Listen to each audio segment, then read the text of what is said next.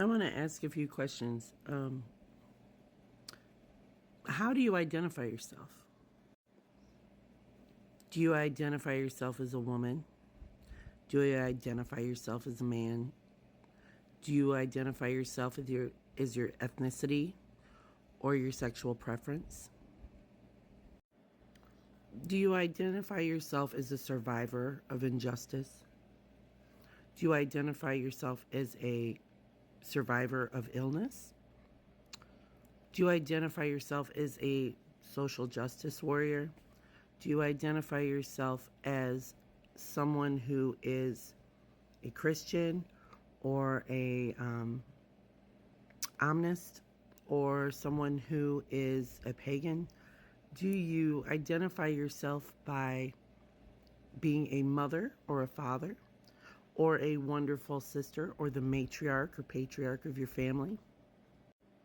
Do you identify yourself as a sexual abuse survivor, a domestic assault survivor, a survivor of narcissistic abuse? Do you identify yourself as someone who has experienced prejudices or sexism or ageism? Do you identify yourself as an addict or an alcoholic or someone who's overcome addiction?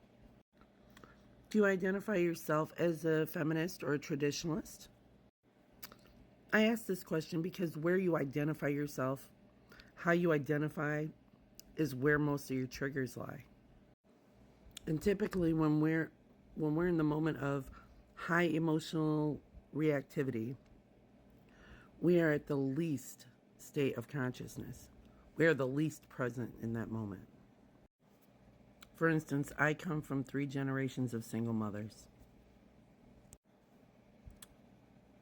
Freedoms afforded for women are high on my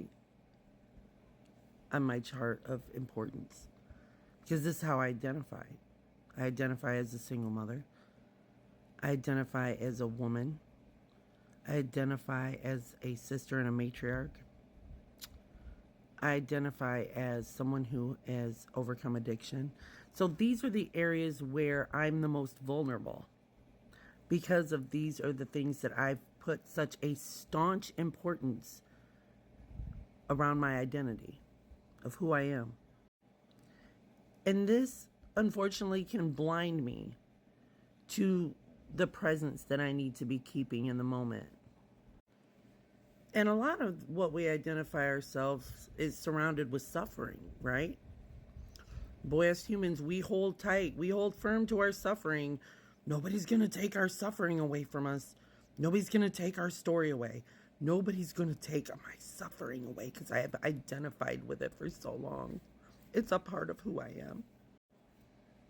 And we create blocks around it, because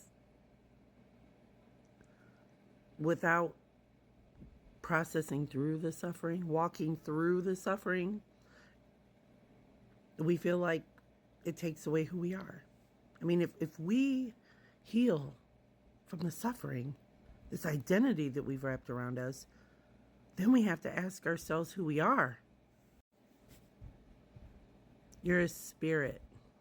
We're 500 billion spirit fingers, all attached to the same body. That's what we are.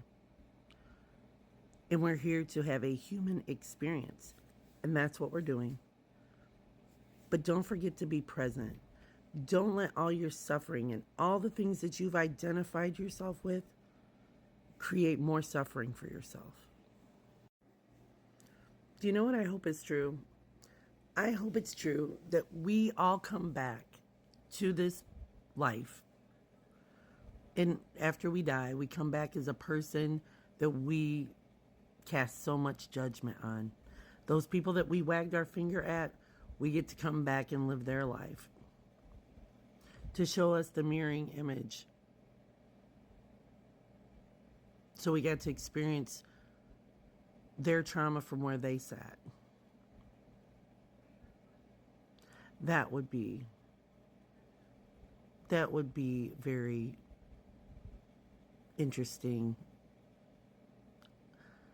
learning experience for the spirit, wouldn't it?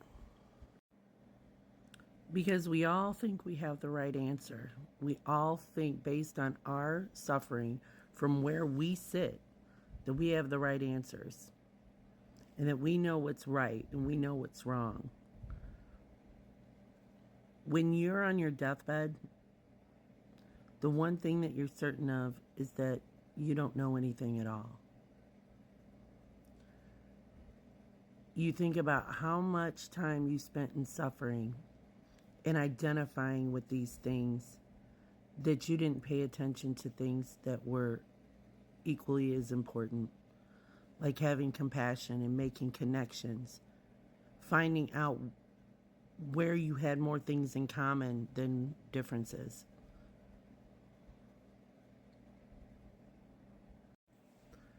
I'm not saying that we shouldn't make a stand when we see injustices being done. And I'm not saying that there aren't things that we're triggered by that we should be triggered by. That's not what I'm saying. What I'm saying is, be mindful of how you're identifying yourself, what suffering you're holding on to, and how is that creating blockages in your life from making connections. How can you be a better person? How can you be an example? How can you be a living example to others? What are we here for? Are we here to cause contention?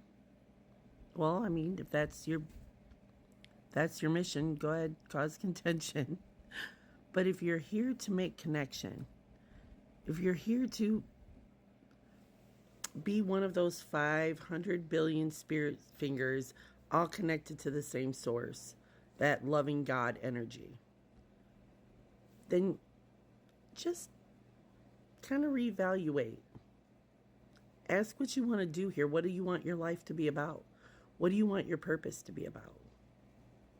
That's all.